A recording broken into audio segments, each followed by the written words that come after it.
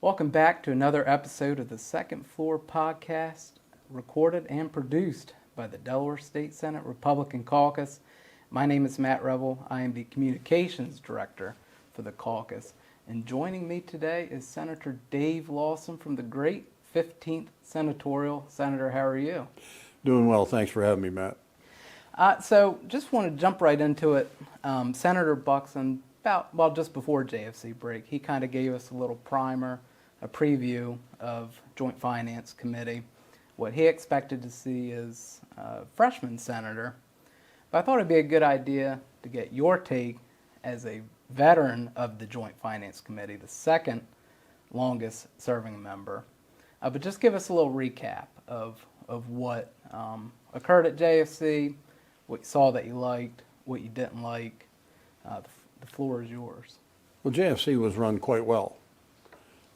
Thanks to the Comptroller General's office, things were extremely smooth. And Representative Carson was chair this year, and probably one of the smoothest sessions I've ever seen as far as the hearings and public comment and all. Was quite well run.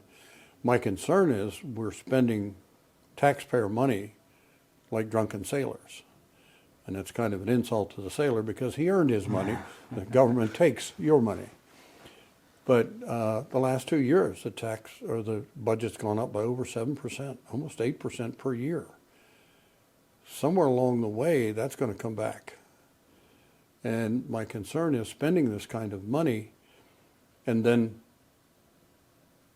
having to pull it back, like we ran into in 2008, 2010, with having to take 2% from the state employees and every other little pocket we could find it from.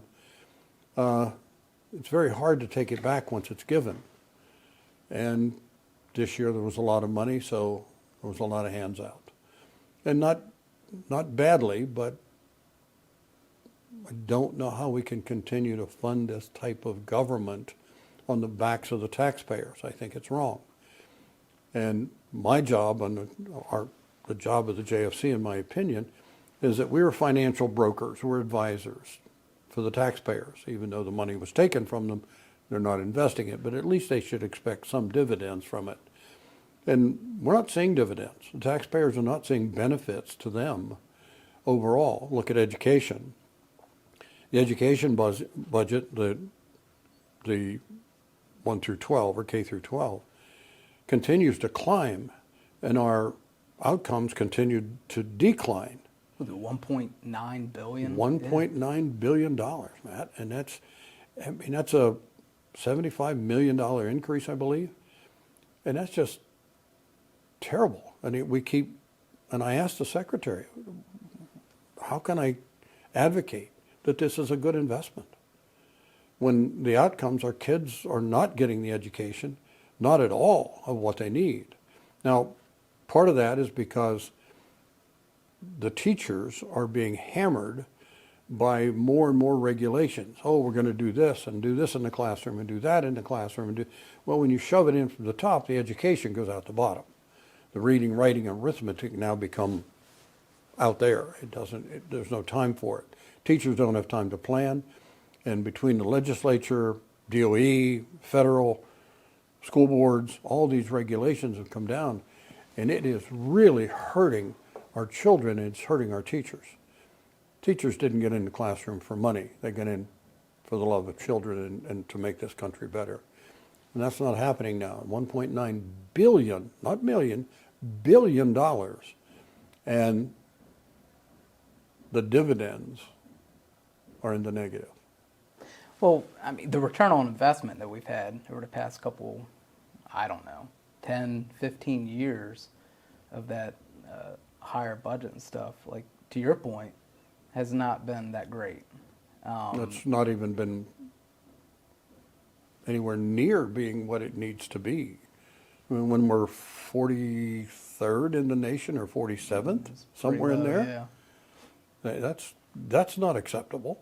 So what would King Dave Lawson, right? King for a day, what would your, I say quick, but what would your fix to the education system be in order? This is probably going to upset some folks, particularly the 241 employees of DOE. I think we're top heavy. I think we need to slice that top heavy dictatorial entity, take that money, give it to the school boards, and let our school boards deal with our schools instead of all these mandates coming down from above. A lot of the money it never gets to the students. If you take that arbitrarily, let's just say $16,000, it may be more or less, that's allocated per student, I'll bet you not 15% of that gets to the classroom, to the teacher and the kids. I'd be surprised if it's 15%. Trying to find those numbers now, but it's pretty hard to quantify. But it is doable because our teachers are buying out of their own pockets for school supplies. They're a very limited budget on things that they can do to enhance and to encourage our kids to do more. You know, to make it fun. Education doesn't have to be dreary, but that's where we've come down to because we have all these continued social mandates being put on the classroom. So no wonder our kids are failing. Our teachers can't teach. Yeah, well, I mean, it certainly seems with a lot of the legislation that's been passed over the past couple of years, and regulations too, that the basics have certainly gone by the wayside. Basics have definitely gone by the wayside. I mean, we're graduating seniors that can hardly read or write, definitely not on grade level, but... And the other thing, it hurts our standing, and this is kind of being fair, recognizing both sides of the coin here. It's not just the administration's fault, it's just not. There's a whole bunch of things that come into it. Right. And one of the things that Delaware does is mandate that every student take the SATs. Well, kids don't want to go to college. They have no desire to go to college, but they have to take the test. So they just fill in the blanks to get done. That drives our numbers down tremendously. And we need to stop that foolishness. If they're college bound, they want to go to college or they think they may, then take the SAT. But to mandate it is counterproductive to our education because people don't want to go further. They want to get out into trades. And so now you have people who are just literally filling in the blanks on the SATs. They don't care what the score is. They have no intentions of ever using it. Well, I seem to recall, I don't know, definitely during the Markell administration, I don't remember exactly how many years ago that was, 10 years ago we'll say, there was a bipartisan push, if I recall, to maybe get away from the standardized testing. Obviously that didn't go anywhere. Well, in education, like everything else, one blanket doesn't cover all. Right. And we can't do that. Children don't, none of us learn the same way. Mm-hmm. You know, me, I'm a hands-on guy. You know, I can read it, but until I put my hands on it, it doesn't lock in. I think there's a lot of differences out there, and the teachers would have the latitude to know their students and work with that student on their particular needs.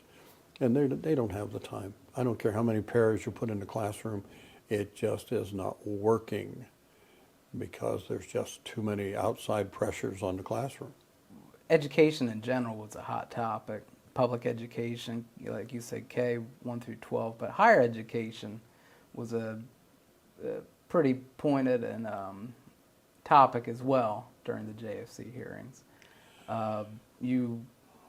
Well, why don't you describe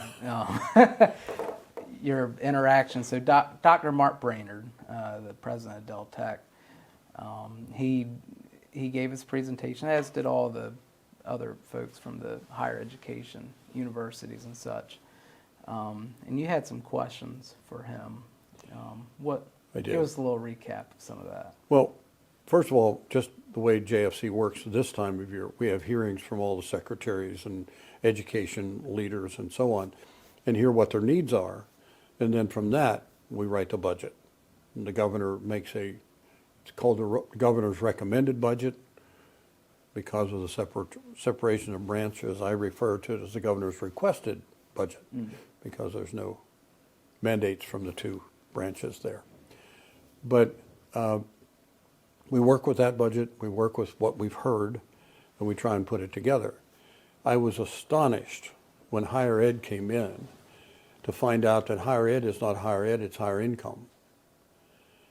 When I saw that Mark Brainerd, the president of Del Tech, got a 25% raise in one fell swoop that brought his salary to over $257,000 as president of a junior college, the only junior college in the state of Delaware.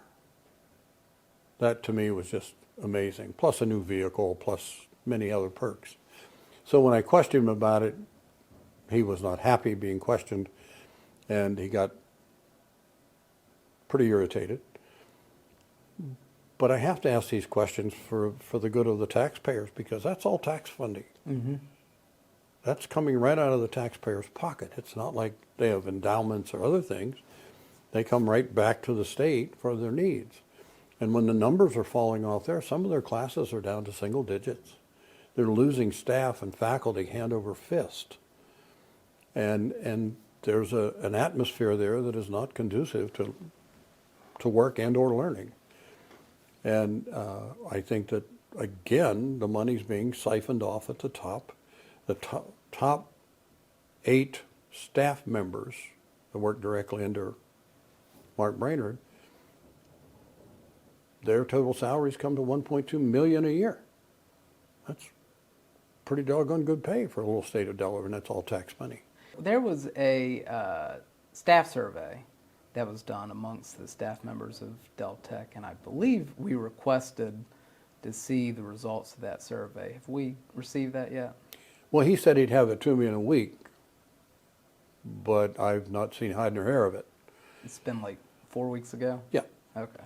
So, again, I don't expect to see it, and certainly it seems to be being very elusive to the faculty.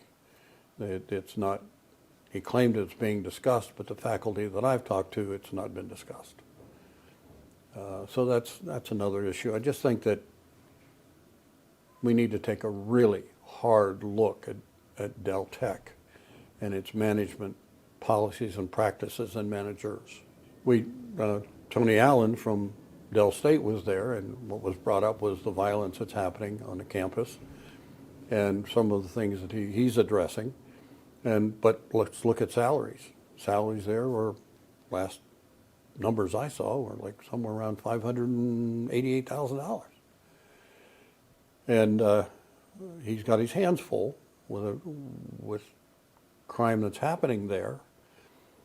And they are trying to do better, but I don't know, I haven't heard of any outcomes of their efforts yet. So what would you say the solution is to even correcting some of that? Would it be to slash the salaries? Would it be to slash some of the overhead and then kind of distribute that to because you said that there were sounded like pay inequities amongst the rank and file teachers or professors? Well, just back to Del Tech. Yeah. When I asked President Brainerd about what the faculty gets paid, somewhere between $50,000 and $60,000. That's a huge disparity. The people who are taking our children and molding them into our future are not getting rewarded for it, yet the person at the top and the people at the top are handsomely rewarded for overseeing these things, but not really having any direct contact with the students. I think we're missing that. We're rewarding people who are remote, and I don't mean like Zoom. Right. I'm talking remote from the classroom, and not the classroom people. Del Tech's lost a lot of good talent here recently, a lot. And like you said, Del Tech provides vital services to our state, because not just are they graduating folks with, say, associate degrees and stuff, but they're non-accredited degree or certificate programs are pumping out some of the best and brightest into our HVAC, into the trades. Right. And so it definitely would be in our best interest as a state to retain the best and brightest professors and adjunct the teachers and stuff as well. Well, absolutely. We're not doing that. They are leaving Mm-hmm. because of either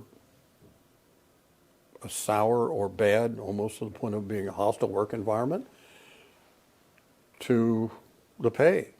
But it's more the dissatisfaction with the work environment than it is the pay. I have some very dedicated people that just said, we can't put up with this anymore. People who walked away, from what I understand, with just a year from retirement. That says a lot to me. Where are they I just going? think we need to really, really take a hard look, and I would employ the governor to please take a hard look at what's happening there, because there's a sad situation going on at Del Tech. And at one time, it was a happy place to work. People love to work there. Students love to go there. The students I've talked to don't want to go. Some have just made it to their associates and quit. They've discouraged them from ever going on. Wow. That's a bad work. That's a bad learning environment, bad work environment, and it's a bad result for our community, our Delaware, because we're losing people who are just saying, I've had enough. I don't want to deal with education anymore because of the sour taste they've gotten at Del Tech. So nobody escapes the education thing. Oh, you know, of course. University of Delaware could use some work too. Dr. Osanis, when you talk about salary, 1.5 million. That's not a fully tax-funded school. It's a hybrid, but 1.5 million. And he lives in a home on the campus, which is provided as well. So I don't know. I come from a working class family, and I've never met too many people worth that kind of money. So anyway, just so that we're equal across the board, we're not letting any of the Well, that's higher what ed- we're about here. Yeah, I'm not Spreading the familiar with love. what Wilmington does, because we don't hear from them. They're not looking for money from the state, to my knowledge. I've not heard anything from them, so they're not state funded at all. I think they're totally private. So, but the ones that do receive state money, I'm concerned that we are not spending it on education. We're spending it on salaries. So, Senator, there was a lot of stuff that we'll be following up on with you, with some legislation that'll be coming out. For folks interested, you can find him at Senator Dave Lawson on Facebook. If you wish to sign up for his newsletter, there will be a link to that in the description of the video or the podcast. Or you can just email myself, matthew.revel@delaware.gov, and we'll make sure to get you hooked up. All right, Matt, thank you very much. Thank you all for taking the time to listen. And if you have any questions, I'm more than willing to entertain them. Or any complaints, I'm more than willing to hear those too, because certainly I have no problem admitting if I'm wrong. Thank you. Awesome. Thank you.